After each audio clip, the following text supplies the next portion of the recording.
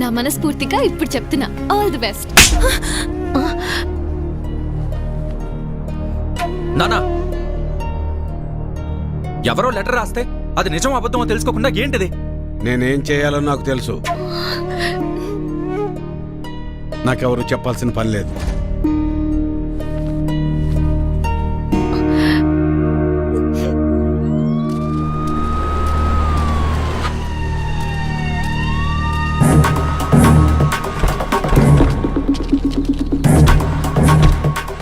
అభిని పిలవండి.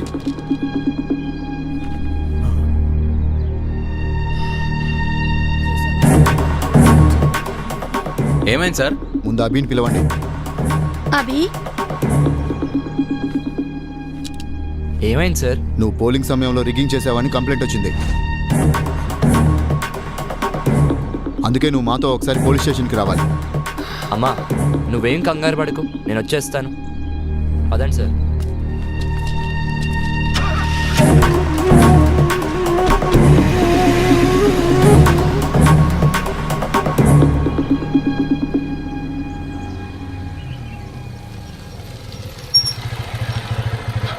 ఏమైంది? నాయకులతో పెట్టుకుంటే ఇలానే ఉంటది. అవసరం వాడికి ఇవన్నీ? పిన్ని, వాడిని మూసుకుని ఊరెళ్ళిపోమను. పదా. అత్త నువ్వేం కంగారు పడు, నేను వెళ్ళి కనుక్కుని వస్తా.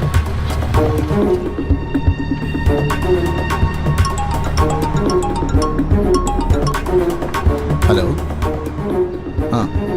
ఓ అవునా సార్? సరే సార్, ఇప్పుడే వదిలేస్తాను.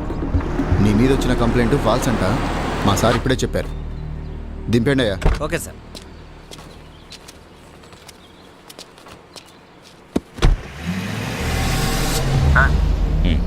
మీరు చెప్పినట్టుగానే చేశాను.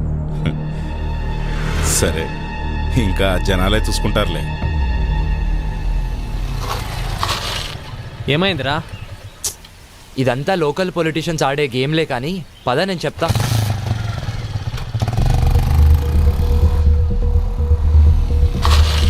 ఎవడో ఫాల్స్ కేసు పెట్టాడంట, అందుకే పంపించేశారు. ఏమో మాకేం తెలుసు. ఇతను వచ్చిన తర్వాతే ఊళ్ళో అనేక రకాలైన మార్పులు వచ్చాయి, ఎన్నికలు వచ్చి పడ్డాయి, మా ఇళ్ల మీద పోలీసులు వచ్చి పడ్డారు. అదీ కాక టీవీలో వార్తలు అవి ఇవి జరుగుతున్నాయి. ఎప్పుడు గెలిచే పార్టీ ఓడిపోయింది, ఓడిపోయే పార్టీ గెలిచింది. ఇతన్ని పోలీసులు పట్టుకుపోయారు. ఇలాగే ఉంటే ఇంకా ఎన్ని మార్పులు వస్తాయో. అదేంటి అలా అంటారు? వాడు మీకోసమే కదా ఇదంతా చేసేది. వాడు జాబ్ కూడా వదులుకుని మీకోసం వస్తే మా కోసం ఎవరు ఏమీ చెయ్యొద్దయ్యా. అసలు చెప్పాలంటే ఇతను రాకముందే మా జీవితాలన్నీ ప్రశాంతంగా ఉండే. అవును, మమ్మల్ని వదిలేసాయ్యా. నీ బతుకు నువ్వు చూసుకో. అందరూ పదండి, మనం ఇక్కడే ఉంటే రేపు పోలీసులు మనల్ని కూడా పట్టుకెళ్తారు. పదండి పదండి. పదండి పదండి.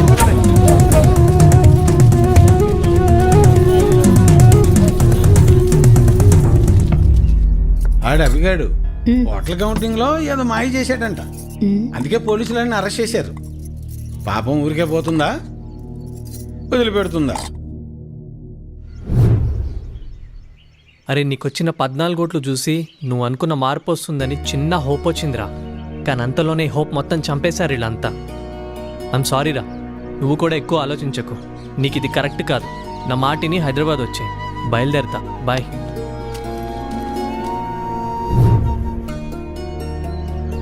తప్పు చేసామేమో అనిపిస్తుంది. వాడికి సపోర్ట్ చేసి ఉండాల్సింది.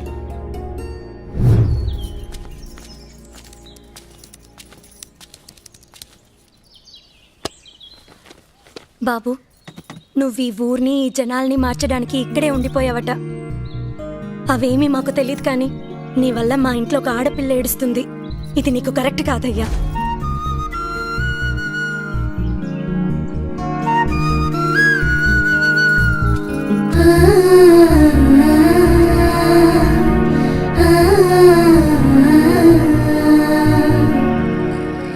నా ఆలోచన అంతా కృష్ణ గురించే.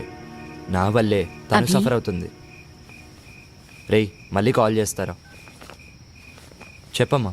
నీకు చెప్పేంత దాన్ని కాదయ్యా, కానీ నీ వల్ల ఒక ఆడపిల్ల బాధపడుతోందంటేనే నేను తట్టుకోలేకపోతున్నాను. మంచో చెడో నాకు తెలియదు, కానీ నువ్వొచ్చాక ఊర్లో మార్పు వచ్చింది. కానీ ఇక్కడి మార్పు ఎవ్వరికీ అవసరం లేదు. మా బ్రతుకులేవో మమ్మల్ని ఇలా బ్రతకనివ్వు. దయచేసి ఈ ఊరి వదిలి వెళ్ళిపో. మా తనకు గుండె జబ్బు ఉందన్న విషయం మీకు తెలీదా? తెలియదయ్యా. అది ఇప్పుడొచ్చిన వ్యాధి కాదు, ఎప్పటినుంచో ఈ సమస్య ఉంది. ఆ విషయం మీరు గమనించలేదంతే. మరి ఇప్పుడు ఎలాగయ్యా? ఆపరేషన్ చేయాల్సి వస్తుంది. చెయ్యండి అయ్యా. సరే అయితే కొన్ని టెస్టులు స్కానింగ్లు చేయించాల్సి ఉంటుంది. చెయ్యండి బాబు. మన హాస్పిటల్లో కాదు, ఇవి బయట చేయించాల్సిన టెస్టులు. అదేంటయ్యా? ప్రభుత్వ ఆసుపత్రిలో ట్రీట్మెంట్ వరకు చేయగలం కానీ మెడిసిన్స్ అలాగే టెస్టులు బయటే చేయించుకోవాలి. వీటికి ఖర్చు ఎంత అవుతుంది సార్? సుమారు 50-60 వేలు అవ్వచ్చు. మిగతా లెక్కలు తర్వాత చూసుకుందాం.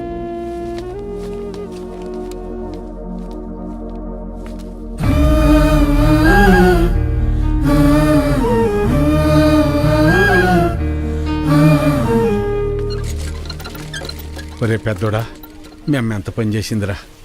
ఎప్పుడు నొప్పి అని కూడా అనలేదు. అవునన్నా. సర్లే, ఎలక్షన్ డబ్బులు ఉన్నాయిగా, పర్లేదులే. అవెక్కడున్నాయి నాన్న? అంతకుముందు చేసిన అప్పులు మొత్తం తీర్చేశాంగా. మరి ఇప్పుడు ఎలా రా? ఇప్పుడు ఏం చేద్దాం? ఏం చేయాలి? నలుగురు దగ్గరికి వెళ్ళి ప్రయత్నం చేద్దాం. పద పద, తొందరగా నడు.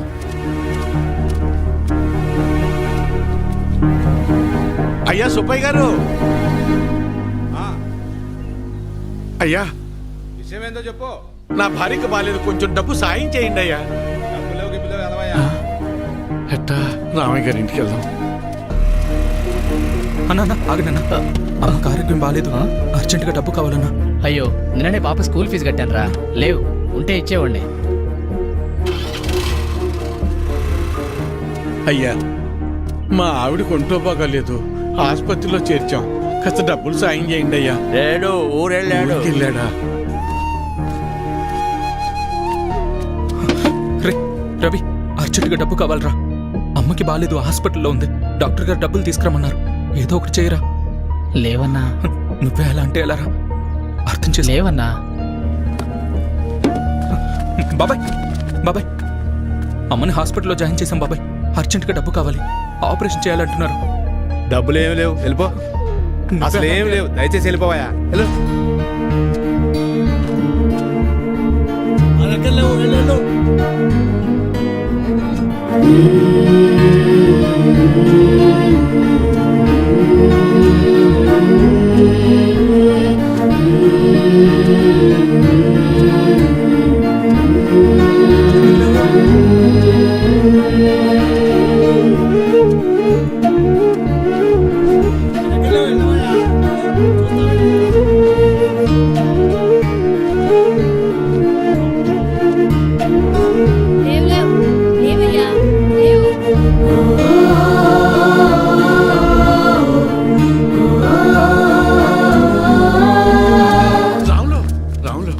ఏంటి వీరన్నా?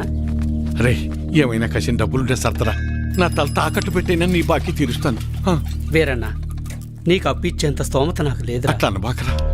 ఏం చేయాలో నాకు అర్థం కావటం లేదు. అందుకే నేను నీకు చెప్పేది, ప్రభుత్వాలు ఇస్తున్నాయి కదా అని ఊరికే ఉండకూడదు. ఉచితంగా వచ్చేది తీసుకో, అది నీ హక్కు. వద్దని నేను అనడం లేదు, కానీ దాని మీదే ఆధారపడకుండా పనిచేసి సంపాదించుకుంటే నీకు ఈరోజు ఈ దుస్థితి వచ్చేది కాదు కదా. మొన్ననే ఎన్నికలు జరిగాయి, మళ్ళీ ఎన్నికలు వచ్చేదాకా నీ చేతిలో 4 డబ్బులు ఉండవు. అలాంటిది నిన్ను నమ్మి ఈ ఊళ్ళో ఎవరు డబ్బులు ఇస్తారు చెప్పు?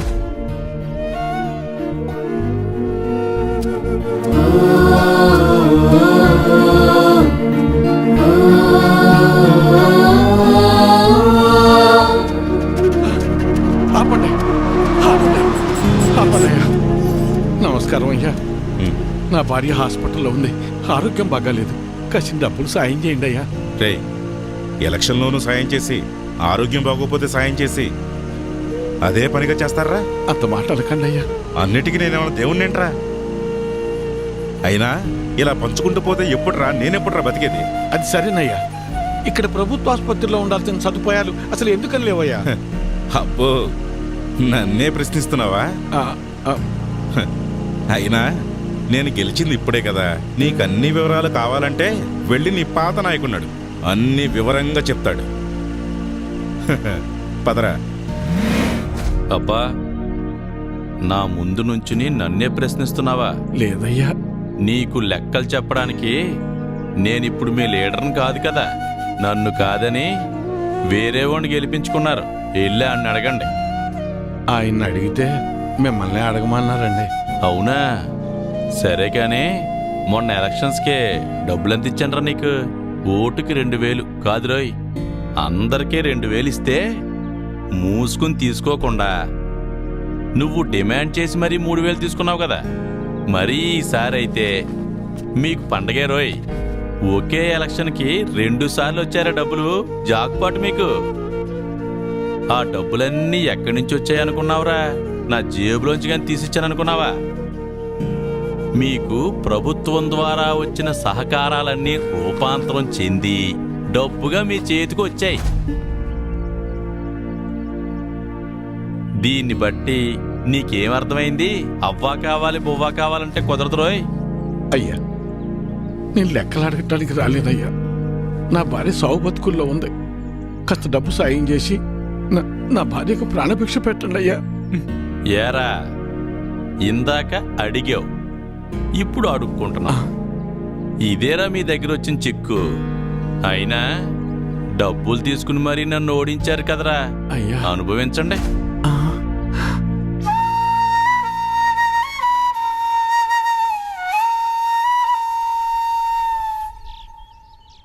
ఇప్పుడు ఎలా నాన్న? కాసిన మంచి నీళ్ళు ఎవరా?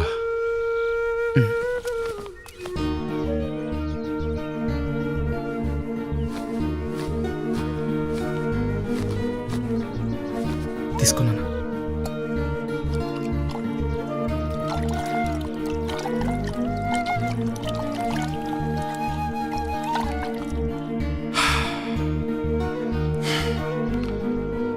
అమ్మా,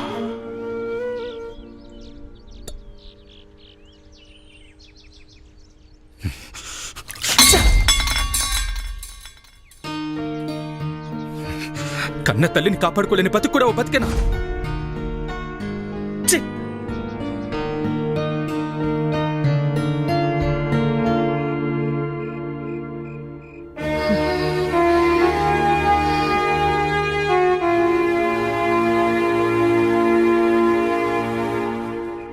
మొన్ననే ఎన్నికలు జరిగాయి. మళ్ళీ ఎన్నికలు వచ్చేదాకా నీ చేతిలో 4 డబ్బులు ఉండవు. అప్పు పుట్టాలి అంటే ఎలక్షన్స్ రావాలి అంటే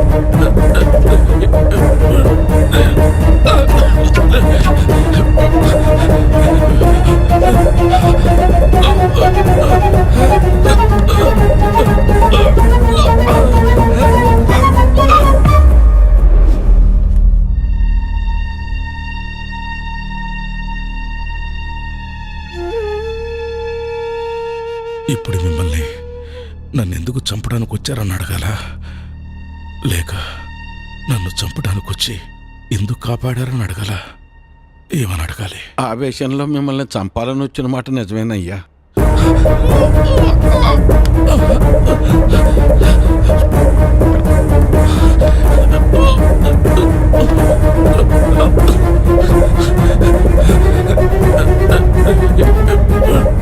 కానీ మేము వచ్చి చూసేసరికి చావు బతుకుల్లో ఉన్న మిమ్మల్ని అలా వదిలేయాలా లేదా కాపాడాలన్న సందిగ్ధంలో కాసేపు ఉండిపోయామయ్యా. మేము మీలాగా ఆలోచించం కదయ్యా.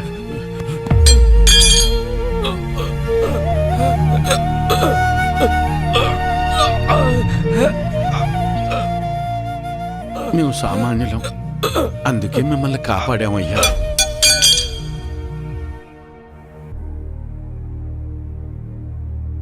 అసలు నన్ను ఎందుకు చంపడానికి వచ్చారు?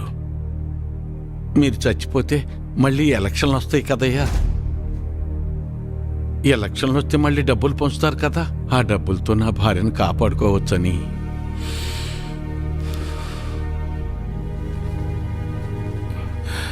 డబ్బు పారేస్తే దేనైనా సొంతం చేసుకోవచ్చు అనుకునే మాకు నువ్వు మాట్లాడిన ఒక్క మాట చాలు మేమెంత పెద్ద తప్పు చేసామో తిరగటానికి. నన్ను క్షమించు వీరన్నా. అయ్యో, నీ భార్యను కాపాడే బాధ్యత నాది.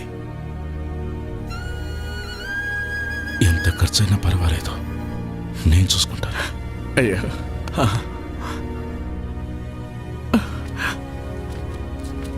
వీరన్నా,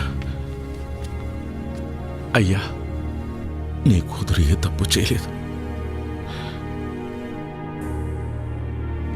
ఆ లెటర్ మేమే రాయించాం.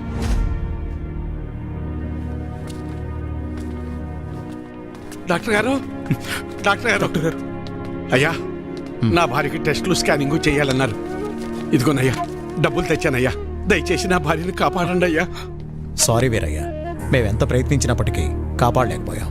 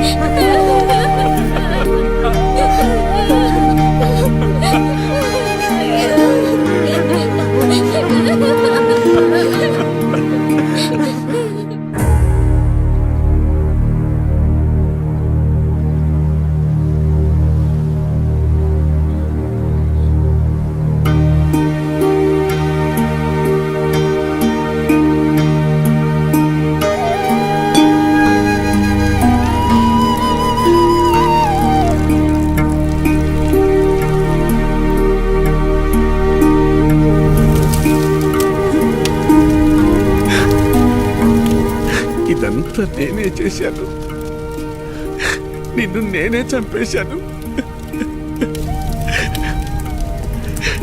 అగ్ని సాక్షిగా నీకు తోడుంటానని మాటిచ్చాను, కానీ అదే అగ్నిలో నువ్వు కాలి బుక్కైపోతుంటే ఏమీ చేతగాని వాళ్ళ చూస్తూ ఉన్నా. 7 అడుగులు నడిస్తే ఆ బంధం 7 జన్మల పాటు ఉంటుందంటారు. వద్దు వద్దు, ఇక నేను నీకు భర్తగా ఇంకా ఏ జన్మలోనూ రాకూడదు లక్ష్మి, రాకూడదు. నన్ను క్షమించు లక్ష్మి, నన్ను క్షమించు.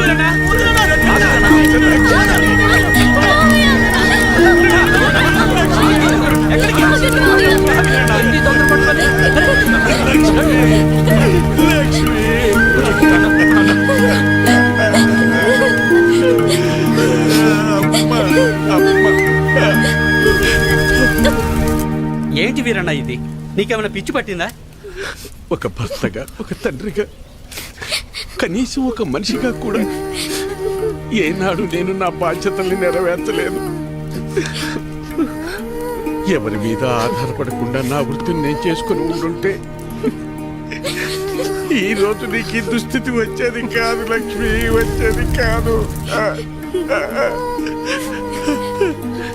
నా జీవితాన్నే కాకుండా నా కుటుంబాన్ని కూడా అమ్మేశాను.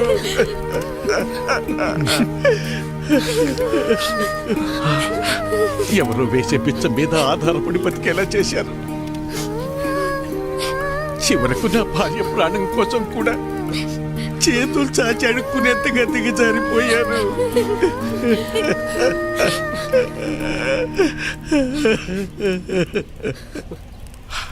ఈరోజు నాకొచ్చిన ఈ స్థితి రేపు మీలో ఎవరికైనా రావచ్చు, కానీ రాకూడదు. అయినా నా భార్యని కాపాడుకునే హక్కు కూడా నాకు లేదా? ఆ హక్కును పొందే అర్హత నాకు లేదా? ఆరోగ్యం, విద్య ఈ దేశ పౌరులుగా మన ప్రధాన హక్కులు అంటారే, మరి మరి వాటిని పొందే అర్హత నిజంగా నాకు లేదా? నాకు అర్హత లేదు, నాకు అర్హత లేదు. నాకే కాదు, మనలో ఎవ్వరికీ అర్హత లేదు. మనల్ని మనం అమ్ముకున్న రోజే ఆ అర్హతను మనం కోల్పోయాం. ప్రశ్నించే హక్కును కూడా కోల్పోయాం. చివరికి ఎవరితోనూ నా కూతురుకు సంబంధం అంటగడితే కూడా ఇది నిజమా కాదా అని కనీసం నా కూతుర్ని కూడా నేను అడగలేకపోయాను. ఇంతకాలం అందరినీ మారమని చెప్పాను, కానీ అసలు మార్పు నాలో రావాలని ఆలస్యంగా తెలుసుకున్నాను. నాలో మార్పు రావాలి.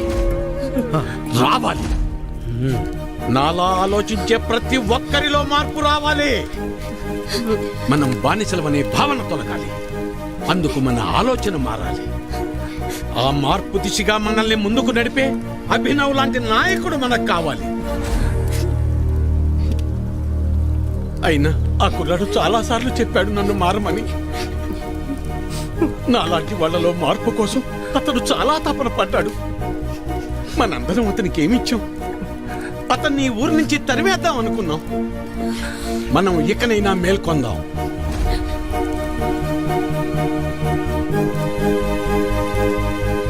మనం మారడానికి అభినవ్ రూపంలో ఒక అవకాశం వచ్చింది. ఆ అవకాశాన్ని మనం చేజార్చుకోవద్దు.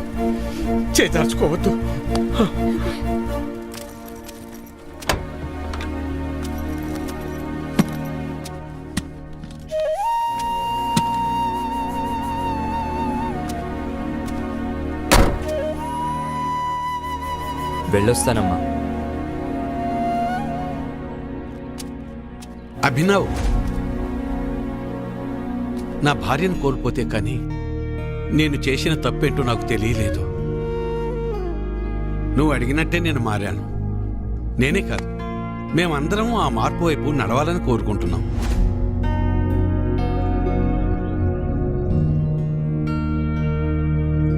మా నాయకుడిగా ఉండి మమ్మల్ని ఆ దిశగా నడిపించు. ప్రశ్నించే నీ గొంతుకు మా గాళాన్ని కూడా జోడించి ఆ ప్రశ్నకు ఊపిరిపోద్దాం. నేను నాయకుడిని అవుదామని కాదండి, మీలో ఈ మార్పు కోసమే నా ఈ తపన. విద్య, వైద్యం, వాక్ స్వాతంత్రం ఎలాగైతే మన ప్రాథమిక హక్కులో, మన సమస్యల కోసం పోరాడటం, వాటిని ప్రశ్నించడం కూడా మన ప్రాథమిక హక్కే. కానీ ఎప్పుడైతే మనం మన ఓటు నమ్ముకుంటున్నామో మనం ఆ హక్కుని కోల్పోతున్నాం. అందరూ అనుకునేలా ఓట్ అనేది ఒక హక్కు కాదండి, అది మన బాధ్యత.